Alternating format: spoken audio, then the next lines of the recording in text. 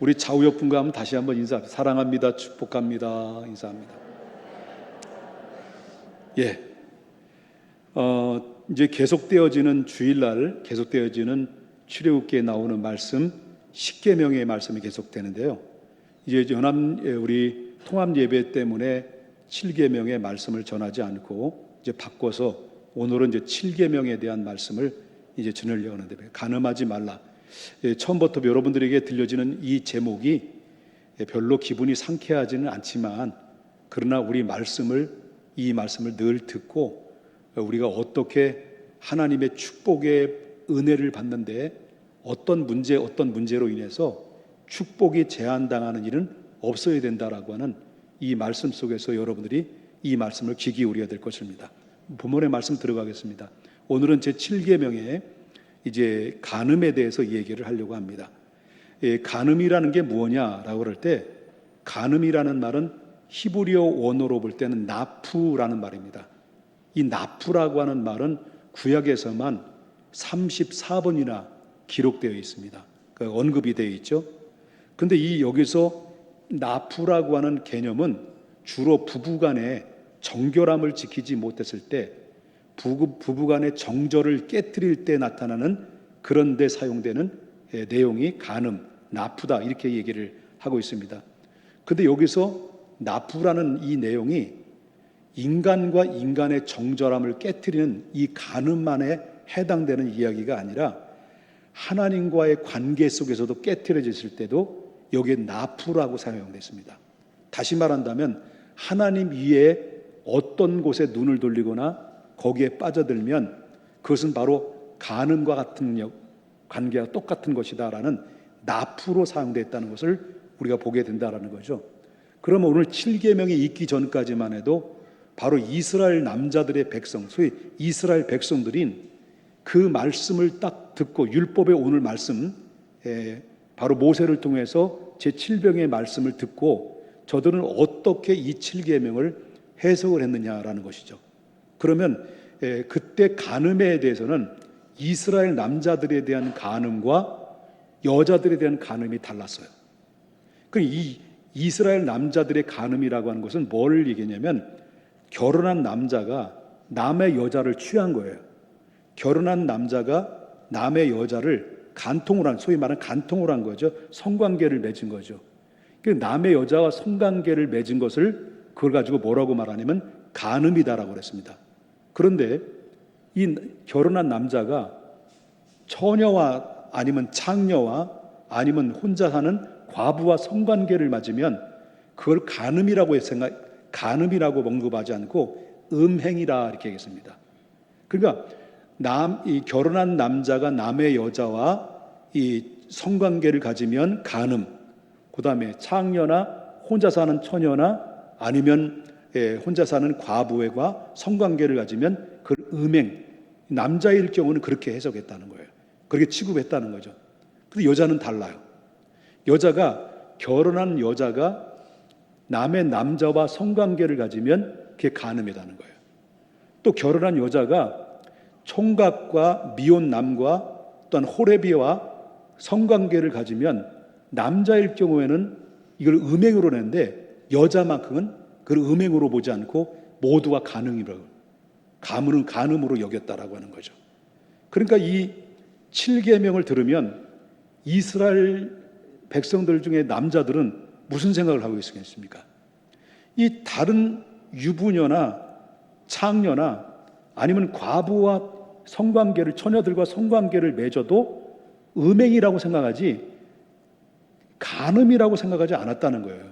그러니까 자유로운 거죠. 그만큼 자유롭게 성관계를 가져도 된다라고 들은 생각했다는 거죠. 특이한 상황은 바로 뭐냐면, 결혼한 남자가 남의 부인과 간음했다 할지라도 이것은 바로 내 아내에게는 죄가 없다는 거예요. 나하고 같이 사는 아내한테는 난 죄가 없다.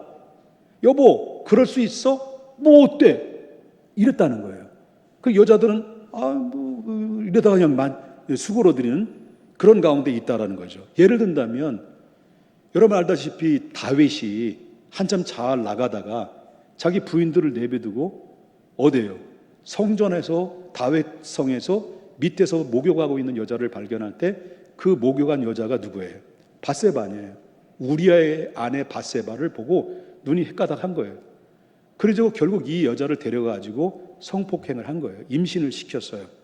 그러면 자기 아내들한테 조금이나마 양심이 있고 두려움이 있었잖아요. 오늘날 말한다면 남의 여자를 성폭행하고 임신시켰으면 자기 부인한테 미안한 마음이 조금이라도 있을 거 아니에요. 근데 그때 이스라엘 정서는 전혀 없는 거예요. 다윗도 자기 아내들한테는 죄책감을 갖지는 않았다는 거예요. 왜? 누구의 잘못이라고 생각합니까? 이건 죄라고 생각하지 않았다는 거예요. 그럼 누구의 잘못이라는 거예요? 그 아내를 제대로 돌보지 못한 그 남편에게 책임이 있다라고 생각했다라고 하는 거죠. 그 예를 들면 이 마누라 관수를 잘못한 너희들이 잘못이지 내가 무슨 잘못이냐 이렇게 책임을 전가를 시켰다. 그래서 여러분 알다시피 그때 당시 다윗이 이 우리아의 아내 밧세바를 간통하고 이 성폭행을 인심시켜 놓고 그러니까 이 책임이 따위도 없고 내 아내한테 나는 죄 없다. 그러니까 이 모든 책임은 더 마누라 잘못 관수한 책임이다라고 이렇게 하다 보니까 이 우리아라고 하는 밧세바 남편을 몇 번 이렇게 속이려고 하다가 못하니까 그냥 쉽게 전쟁터에 내보내가지고 우리아를 죽여버렸다는 거예요. 그래서 그때 당시 정서상으로 볼 때는 그렇게 그런 정서 속에서 있다 보니까 남자들이 완전히 이 부정적인 행위들이 그 안에서 가정에서 이루어지는 것은 식은죽 먹기였다라고 볼 수 있다라는 거죠. 그래서 그것을 그렇게 생각했다는 거죠. 그 당시에 아내는 왜 그렇게 생각했습니까? 그들이 생각한 이유는 바로 뭐냐면 아내는 남편과 동일한 동격으로 생각하지 않고 남편의 소유물로 생각했다는 거예요. 그때 당시에. 우리 옛날에 조선시대 때도 여자들은 그렇잖아요. 남편의 소유물이었어요. 자유가 없었어요. 그래서 남편이 아무리 간음을 했다 할지라도 그의 아내의 마음은 어떻습니까? 전혀 고려의 대상이 될 수가 없었다라고 하는 거죠. 이것이 이스라엘생 백성들, 이스라엘 사람들이 생각하는 7계명의 해석의 생각들이고 율법이 있기 전부터 그렇게 잘못된 관습이 오다 보니까 하나님이 율법의 7계명을 줬는데도 불구하고 그 하나님이 해석하는 거에 대해서 하나님이 7계명에 주신 율법에 대해서 저들은 옛날의 관행대로 생각에서 벗어나지를 못했다라고 하는 것이죠. 자, 그러면 이 말씀을 들을 때 그때 당시 그렇다 합시다. 그러면 예수님께서는 이 7계명의 본뜻을 어떻게 해석했느냐는 거예요. 이스라엘 남자들이 이스라엘 백성들이 해석했던 것과 예수님의 7계명에 대해서 해석은 어떤 차이가 있을까라고 하는 것을 보면 지금까지 이스라엘 사람들은 7계명을 간음하지 말라는 이 말씀을 단순히 남의 아내와 남의 남편을 과 성관계를 맺는 것을 금지한다라고만 생각했다는 거예요. 그러나 예수님은 어떻게 생각했느냐라고 그럴 때 예수님께서 마태복음에서 언급을 했는데요. 마태복음 5장 27절부터 28절을 한번 보도록 하겠습니다. 예수님은 이 간음에 대해서 뭐라고 이 평가를 해요? 자, 또 간음하지 말라 하였다는 것을 너희가 들었으나 28절 나는 너희에게 이르노니 음력을 품고 여자를 보는 자마다 마음에 이미 어땠다는 거예요? 간음으로 여겼다는 거예요, 예수님이. 그럼 여자를 보고 이건 무슨 말입니까? 여자 보고 눈이 헷가닥에 이상야라 해가지고 이렇게 생각하는 것도 뭐예요? 간음이라는 거예요. 예수님이 하시는 말씀입니다. 여성을 뭘로 본다는 거예요? 성적인 대상으로 보는 것. 여성을 성적으로 대상을 보는 것을 이걸 가지고 간음이다. 예수님께 그렇게 더 그들이 생각한 것 이상으로 언급을 했다라고 하는 거죠. 그 옛날 사람들은 여자를 어떻게 보았다는 거예요, 그러면요. 옛날 사람들 어떻게 봤냐면 여자를 기본적으로 남자의 쾌락의 도구, 애 낳는 도구, 남자보다 열등한 존재로 그때 당시 여겼다는 거예요. 우리 조선시대 때도 그랬었다라는 거죠. 지금도 그런 베이스에 깔려있는 남자들이 가끔마다 있어요. 여기 계신 분 중에서 한 두세 사람 정도 있는 것 같아요, 내가 볼 때는. 내가 그런 생각을 가지고 있다가 우리 집사람한테 맞아 주는 줄 알았잖아요. 그냥 그 집에서 밥이나 짓고 빨래하고 살림하고 몸이 필요하면 몸을 주고 뭐 이렇게 남자들을 남편을 위해서만 존재하는 그런 가치 없는 존재로만 전락했었다는 거예요. 지금도 그런 생각을 가지고 있다면 생각 버려야 돼요. 여러분, 그런 생각을 가지고 있다고 한다면 지금도 여러분 아직도 그 여자를, 내 아내를 동등한 여자라고 생각하지 아니하는 도구에 불과, 동등한 여자가 아니라 도구에 불과하다면 이런 생각은 바로 뭐냐면 술집 여자들도 어떻게 보는 거예요? 술집에 가면 이 여자들을 동등하게 보는 것이 아니라 성적인 도구화를 본 거 아니에요. 쾌락의 도구화로. 그런 거 아닙니까? 이 부하 직원 여러분 보세요. 여러분 그 여자 부사관들이 자살을 계속했는데도 지금 삭삭삭 은근히 덥잖아요. 그게 이 상사가 부하 직원을 뭘로 보는 거예요? 자꾸 성적인 대상으로 보니까 어때요? 이게 성폭행이 이루어지게 되고, 그러니까 교회 사회 부조화 현상들이, 불이들이 계속 난무하는 이유들이 그게 안에서 발생되고 있었다라고 하는 것을 보고, 이게 바로 뭘로 보기 때문에요? 여자를 성적인 도구화로 봤다는 거예요. 그러니까 오늘날 이 사회의 악습들이 벗겨지지 않는 이유가 바로 그거다. 그래서 예수님은 여자를 성적인 도구화로 보지 마라. 이게 바로 뭐냐면 여자를 보고 음욕을 품는다는 이 과한 말씀을 인 거지만 그만큼 여자를 어떻게 보라는 거예요? 바로 여자도 하나님의 형상으로 동등된 가운데서 존재로 가치 있는 존재다.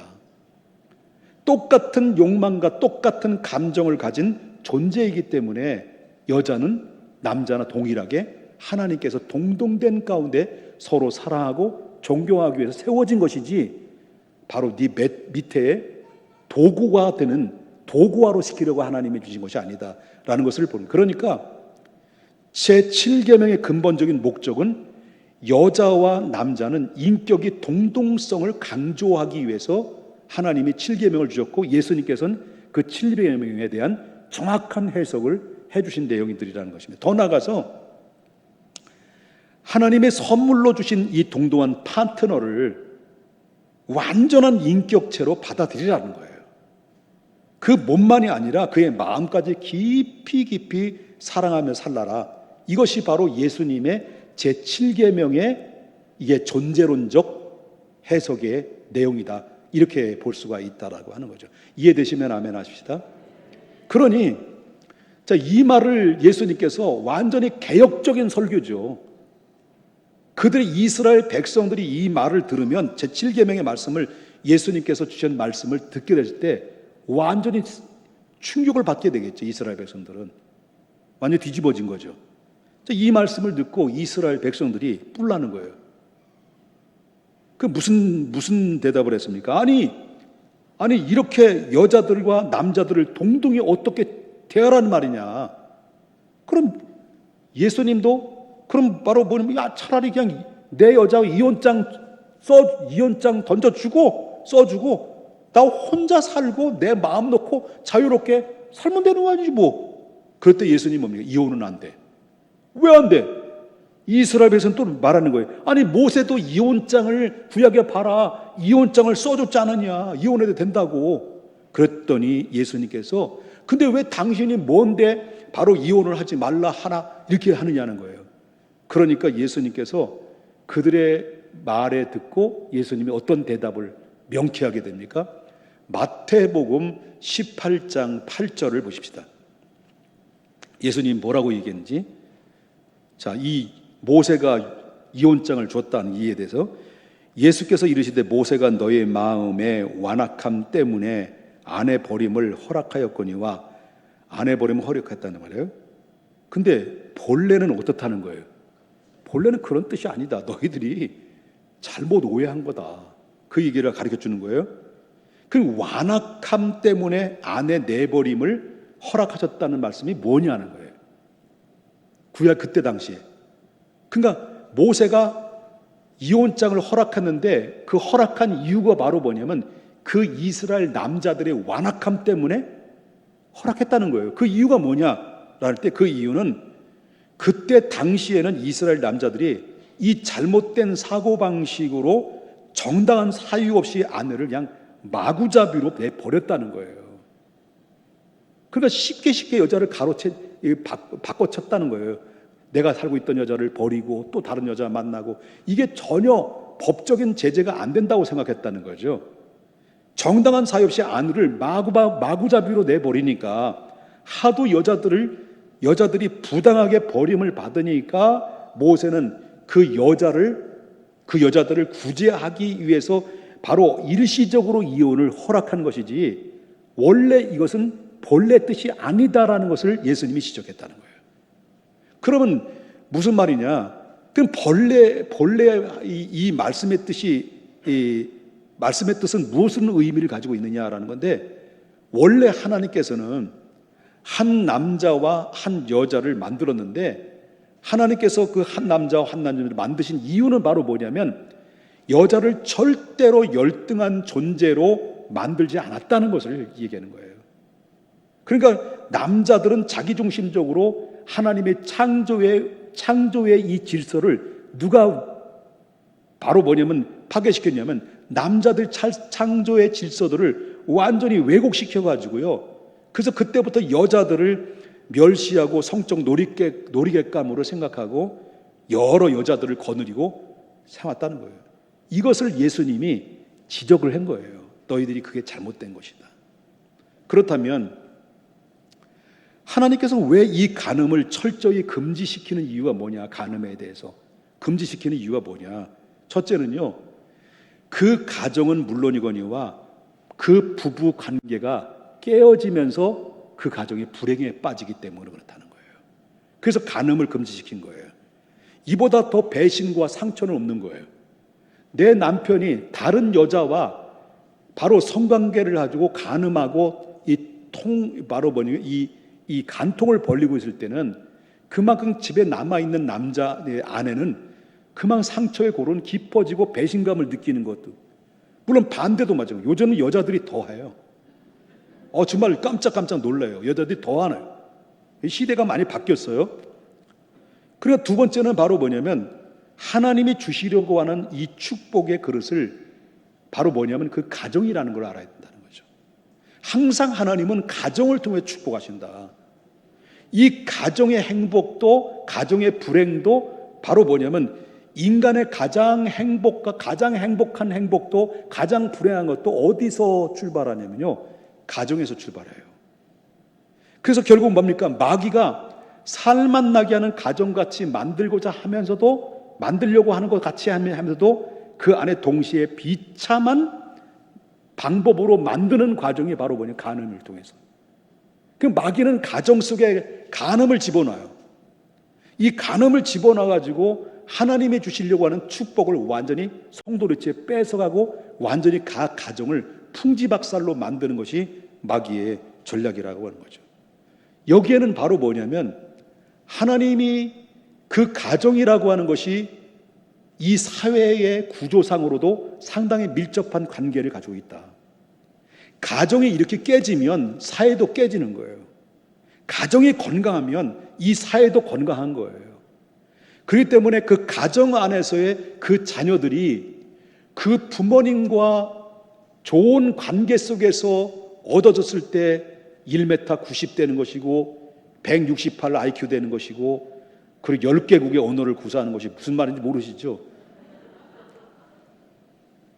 부모가 이렇게 평안하고 든든해질 때 그 가정은 그렇게 행복해지고 건강한 사회를 이루게 되는 것이다 라고 하는 것입니다. 오늘날 수많은 사건 사고들이 뭐래요? 청소년들이잖아요. 왜 청소년들이 수 없는 사건 사고들이 발생됩니까? 가정이 그들을 보호하지 못하는. 왜 가정이 보호하지 못합니까? 그 부모가 서로 부부의 관계 속에서 금이 가고 깨지고 난도질 당하니 그 안에서 숨을 쉴 수가 없게 되는 것이다 라고 하는 것입니다. 여기에 거기서 끝나는 게 아닙니다. 여기에는 영적으로 심각한 타격을 받게 돼요. 그러면 어떻게 해야만이 우리가 그러면 이 죄에 빠지지 않고 우리 자신을 지키고 내 가정을 지키고 내 자녀를 지킬 수 있는가라고 하는 겁니다. 어떻게 해야만 되는 거죠? 우리 이걸 두 가지를 잊지 말자는 거예요. 저와 여러분 물어보겠습니다. 예수님은 누구셔요? 여러분들에게 예수님 누구셔요? 한번 크게 다시 한번 시작. 여러분 믿으십니까? 우리는 하나님의 자녀예요. 예수님을 영접하고 난 이후부터는 저와 여러분은 이제 신분이 이 땅의 대한민국에 속해 있는 주민등록증만 가지고 있는 게 아니라 이제 예수 믿음과 동시에 우리의 시민권은 오직 하늘에 있다라고는 이중 국적자라는 걸 알아야 돼요. 그리고 영적인 사람이에요. 그리고 영적인 사람은 우리의 두 가지 잊지 말자. 하나는 바로 뭐냐고 말한다면 우리의 몸은 그리스도의 지체다. 이제부터는 그리스도의 지체. 그리고 우리의 몸을 함부로 굴려서는 안 된다는 얘기예요. 그래서 여러분 고린도전서 6장 15절에 이런 말을 해요. 뭐라고 말하냐면 너의 몸, 그리고 우리 몸이에요. 예수 믿는 사람들이 몸. 예수 믿는 사람들이 몸, 저와 여러분의 몸이죠. 우리의 몸이 그리스도의 지체인 줄 알지 못하느냐. 내가 그리스도의 지체를 가지고 창녀의 지체를 만들겠느냐? 결코 그럴 수 없다는 거예요. 그래서 우리가 죄에 빠지지 않기 위해서는 우리는 항상 어떤 존재라고 생각해야 됩니까? 나는 내 몸은 그리스도의 지체다. 이걸 가지고 이렇게 이 같은 지체를 더럽히게 되면 거룩하신 그분 앞에서 우리는 뭐가 되는 겁니까? 불경스러운 행위가 되거든요. 두 번째, 우리의 몸이 뭐라고 말하냐면 고린도전서 3장 16절을 보겠습니다. 두 번째 알아야 될 게 뭐 있습니다. 다 같이 한번 읽어볼까? 시작. 너희는 너희가 하나님의 성전인 것과 하나님의 성령이 너희 안에 거해 계시는 것을 알지 못하느냐. 우리 안에 누가 계시다는 거예요? 예수 그리스도를 믿음과 동시에 믿는 사람들 안에는 우리 안에 누가 계시다는 거예요? 성령이 계십니다. 성령이 계시면 내 몸은 어떤 거야 되는 거예요? 성전이 되는 거예요. 그리고 여러분들은 움직이는 성전들이에요. 여러분 개별적으로 나는 성전이다라는 것을 기억해야 돼요. 그런데 지극히 거룩한 성령이 내 안에 내재하시는 곳에 부정한 것이 자꾸 가지고 들어오게 되면, 부정한 것을 자꾸 가지고 들어오게 되면 그것은 무서운 죄가 되는 것이고 가증한 신성 모독죄가 되어버린다는 거예요.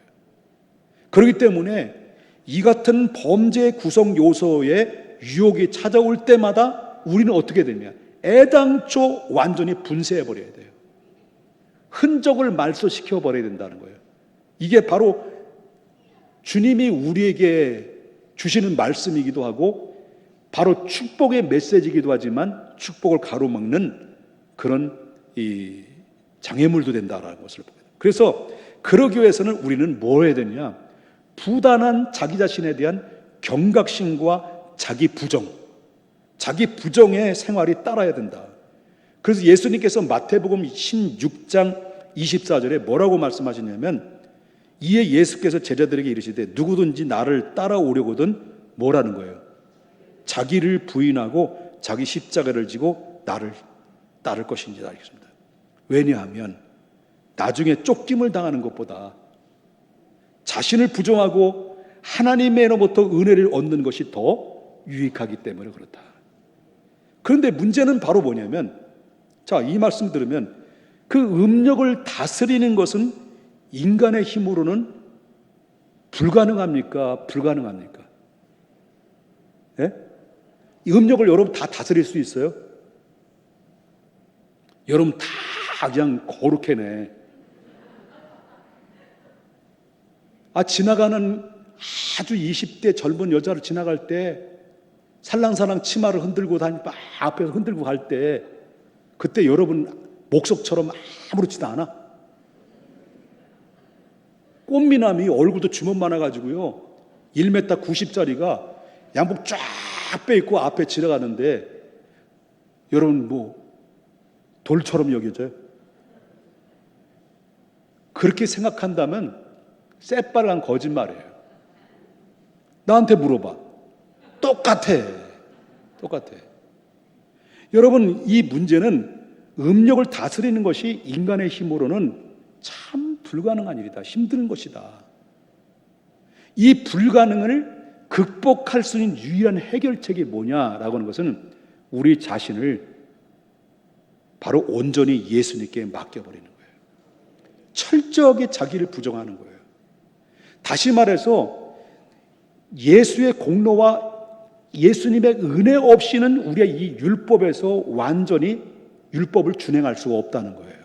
그러니까 이 무슨 말이냐면 우리는 최선을 다해서 유혹에서 물리쳐라. 최선을 다해서 노력하라. 근데 의도적으로 간음을 하고 의도적으로 마음을 품고 의도적으로 행하는 것들을 예수님께서는 철저히 배제하는 그런 내용이 담겨져 있는 거예요. 이해되십니까, 여러분요?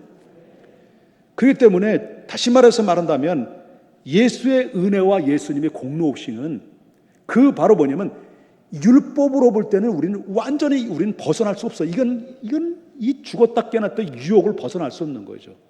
그러나 우리는 싸워야 된다. 자기 부정을 해야 된다. 그 이외에 내가 어떻게 노력하고 어떻게 몸부림치는 것을 그 이외에 우리의 허물들을 누가 아시냐는 거예요. 주님이 아신다. 그래서 하나님 은혜로 덮어주는 것입니다. 은혜로 덮어준다고 해서 의도적으로 죄를 지라는 것은 no, 아니다는 거예요. 의도적으로 죄를 지면 막 맞는 거예요. 간음하다 빠진 사람들이 쉽게 착각하고 넘어지는 이유가 바로 뭐냐면 몇 가지가 있습니다. 나는 예외다.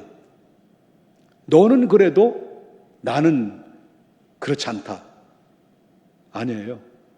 예외가 없어요. 간음에 대한 유혹은 누구도 예외가 없다. 순간적으로 이루어질 수 있다. 순간적으로 무너질 수 있다.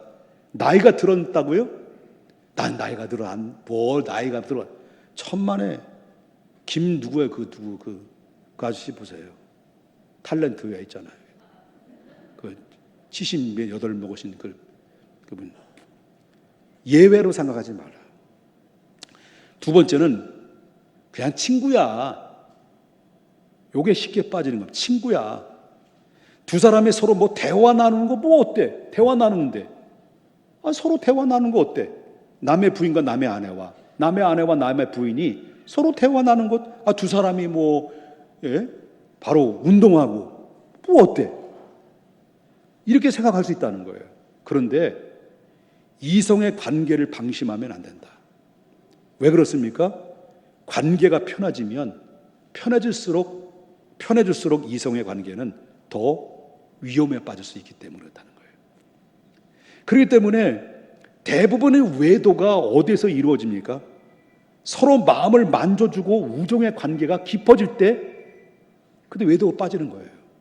그래서 어렵지 않게 이성의 친구, 어렵지 않는 이성 친구를 조심해야 된다.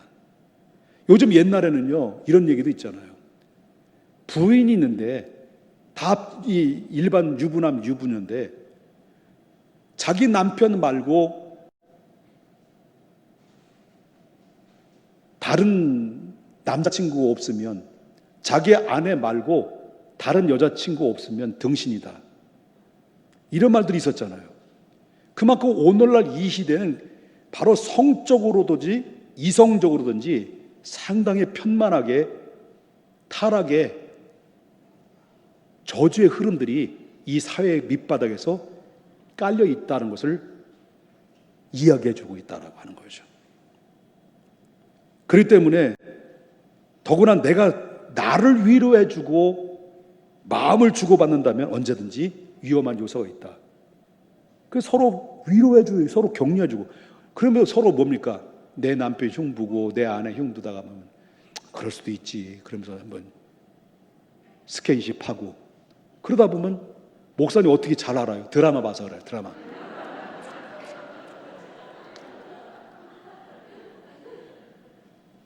그럴 수 있다는 거예요. 세 번째는 나는 언제든지 그만둘 수 있다. 지금 못하고 있다는 거예요. 부정을 하고 있는 거예요. 그런데 이 어떤 상황에 만나게 되면 이게 한번 정리하면 되지 뭐 라고 생각하는데 천만에. 여러분, 이것은 중독성을 가지고 있다는 걸 알아야 돼요. 중독성. 그래서 언제든지 그만둘 수 있어. 그렇게 생각할 때 당장 그만두라 라고 하는 것을 보게 된다는 거죠. 그 어느 정도 끊어야 되느냐, 예수님은. 예수님 더 충격적인 얘기를 한번 드릴까요? 예수님 뭐라고 말하냐면 어느 정도에 끊어야 되느냐를 할 때 마태복음 5장 29절부터 30절 한번 보겠습니다. 마태복음 5장 29절부터 30절. 자, 만일 내 오른 눈이 너로 실족하게 하거든 어떻게 하라는 거예요? 빼어버리라. 내 백체 중에 하나가 없어지는 온 몸이 지옥에 던져지지 않는 것이 유익하니. 또 30절입니까? 또 만일 내 오른손이 너로 실족하게 하거든 어떻게 하라는 거예요? 찍어버리라. 내 백체 중에 하나가 없어지고 온 몸이 지옥에 던져지지 않는 것이 유익하니라. 이 말씀만 무서워 안 무서워요? 예? 무섭지. 이 말씀을 그대로 보게 되면, 문자적으로 보게 되면, 여러분 이 말씀 여러분들이 그대로 적용한다면 여러분 눈은 하나도 남아 있지 않을 거예요. 여러분 두 손 두 발 다 없어. 근데 여기서 말하는 예수님이 말씀하시고자 하는 것은 문자적으로 이야기하는 게 아니에요. 문자적으로 이야기한다면 두 눈 다 빼야 되지. 그러니까 문자적으로 보면 오른 눈을 빼버리면, 오른 눈을 뺀다 할지라도 여전히 왼쪽은 남아있기 때문에 범죄할 가능성이 있다는 거죠. 그러니까 우리 형님이 지금은 예수 믿고 지금 뭐 신앙생활 잘하고 계시지만 우리 큰형님이죠. 20대 때 노름에 빠졌어요. 우리 아버님 때 그때는 뭐 삥 뜬다 그랬죠. 아버지한테 삥 뜯어가지고 노름에서 다 털고 외상지도 하고 그러다 보니까 형님이 술 먹고 괴로운 거예요. 다 돈 잃어버리고. 그 현장에서 내가 목격한 자예요. 형님이 술 먹고 들어와가지고 홧김에 이손이에요, 이손. 오해하지 마십시오. 이손. 작두로 절단해버린 거예요. 그래서 요 살만 달랑달랑 해가지고, 그래가지고 빨리 가서 봉합 수술하는데 지금도 손을 고부르지 못해요. 안 할 줄 알죠? 아니, 손가락 전달하면 안 할 줄 알죠? 또 해. 이거예요. 자, 문자적으로 보면 그렇다는 거예요. 이 말씀의 본질이 뭐냐? 이 말씀의 본질은 너를 죄 가운데 유혹하고 있는 것이 무엇이냐? 다 제거하는 단호한 조치를 취하라. 단호한 조치를 취하라는 거예요. 이걸 얘기하고자 예수님께서 오른 눈, 오른손 그 얘기를 왼손, 오른손이 뭐 똑같은 거죠. 이 말씀은 우리 자신의 마음에 끊임없이 우리 자신을 살펴라. 그렇기 때문에 우리가 정욕이나 타락의 마음이 자꾸 처음에 솟아오를 때에 그 오르는 순간 바로 단호하게 억누르는 것은 아예 처음부터 억누르거나 아예 처음부터 그냥 피하라는 거예요. 그래서 오른손을 찍어버리거나 오른 눈을 찍어버리라는 말씀이 여기에 예수님께서 그것을 강조하고자 하기 위해서 그 말씀을 사용하셨다는 거죠. 여러분 알다시피 단호하게 대처를 하라는 얘기는 뭐예요? 여러분 성경에서 실예를 본다면 그게 가능하냐? 가능하죠. 여러분 구약에 나오는 말씀을 보면 야곱에게는 12아들이 있는데 11번째 아들이 형들의 미움을 받아가지고 애굽으로 팔려 들어갔어요. 노예로. 집에 들어갔는데 이 보디발의 집으로 총리로 보디발의 집으로 노예로 팔려 들어갔는데 이 요셉이 얼마나 준수한지 1m 90이다가 IQ 168에다가 얼마나 준수한지요. 근데 이 보디발의 아내와 둘이만 있었던 거예요. 그때 보디발의 아내가 성적인 욕구가 생긴 거예요. 그래서 바로 한 날 만나서 이 보디발의 요셉에게 만나가지고 우리 한번 하자라고 자꾸 꼬여대는 거예요. 그럴 때 자꾸 거절하죠. 거절했을 때 그때 하나님이 보시고 있고 내가 어떻게 내 주인에게 범죄를 저지를 수 있겠습니다. 그래 단호하게 이 보디발의 아내 유혹을 단호하게 뿌리치고 그 자리에서 빠져나갔어요. 결국은 어떻습니까? 억울하게 누명을 뒤집어 써가지고 결국 감옥에 갇혔지만은 하나님은 그렇게 단호하게 모든 유혹과 그리고 음란의 유혹에서 거절하고 단호하게 조치를 취했을 때 누가 보셨냐는 거예요. 누가 보셨냐? 하나님이 보신 거예요. 하나님이 보시니까 그 순간의 과정 속에는 억울하고 감옥살이를 했다 할지라도 그 감옥에서 반전의 역사를 일으키는데 만 30에 애굽의 노예 출신이 세계 유일무이하게 그 요셉이 바로의 다음가는 국무총리로서 그 나라를 좌지우지할 만큼 하나님이 그를 세워주는 그런 모습을 우리가 볼 수가 있다는 거예요. 이것이 바로 뭐냐면 단호하게 거절하고 단호하게 대처를 하는 것을 이 어느 정도냐면 오른손 오른 눈 그런 얘기와 예수님 그렇게 강조한 이유이다. 믿으시면 아멘 합시다. 음란한 시대에서 올바로 사는 방법은 간단합니다. 내 남편이 최고이고 내 아내가 가장 예쁘다. 예쁘다.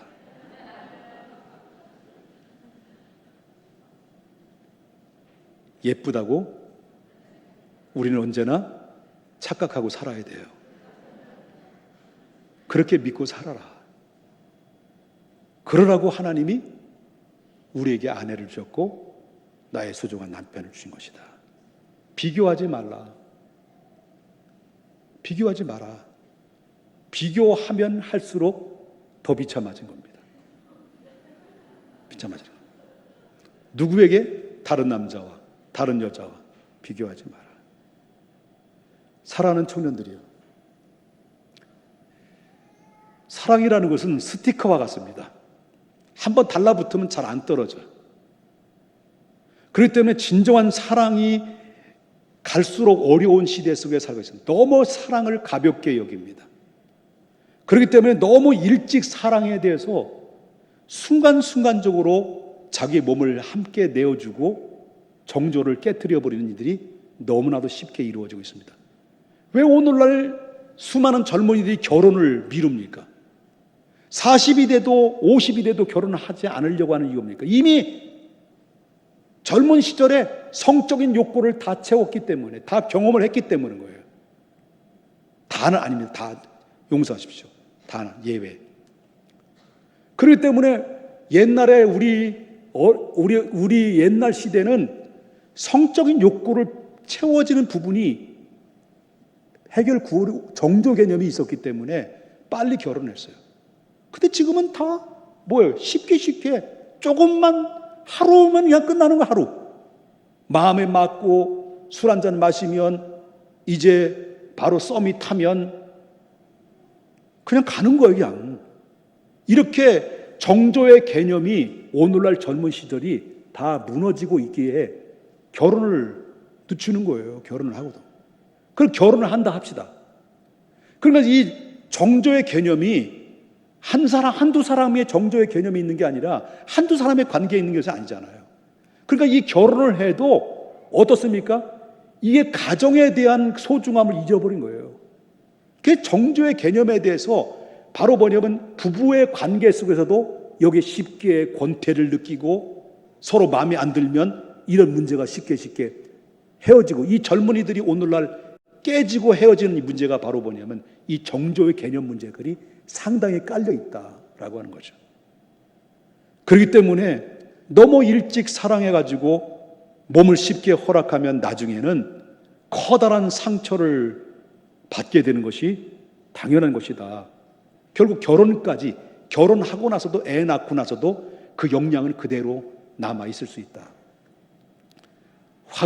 결혼이 확인이 되고 모든 것이 허락할 때까지 우리 젊은이들은 몸과 마음의 정절을 지키는 것이 중요하다. 그리고 기억해야 되는 것입니다. 장시간 동안 간음하지 말라는 말씀에 대해서 들어주셔서 감사를 드리고요. 이상 끝입니다. 거룩하신 하나님,